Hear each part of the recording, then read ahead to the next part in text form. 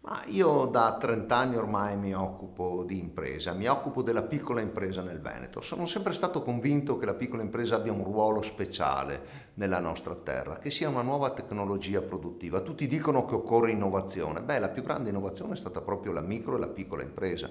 Ma non solo perché da sola procura l'80% dei nuovi posti di lavoro, ma perché è un qualcosa che coniuga l'estrema specializzazione, la duttilità, la capacità di cambiare e la responsabilità. Questa tecnologia produttiva ha reso il Veneto forte, l'ha reso ricco.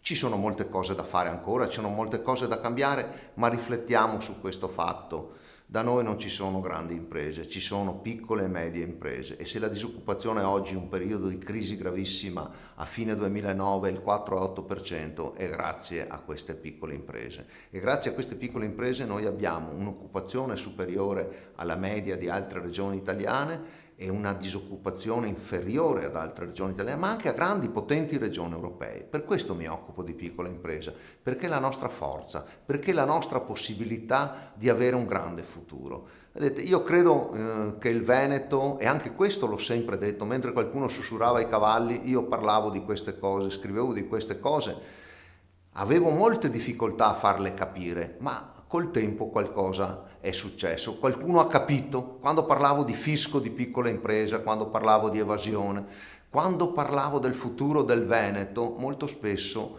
qualcuno diceva che non era vero, che non avevo capito. I fatti mi hanno dato ragione e sono contentissimo di questo perché tutto questo va nel senso di quello che occorre il Veneto per essere una regione ricca, che dà lavoro alla gente, che ha prospettive per il futuro.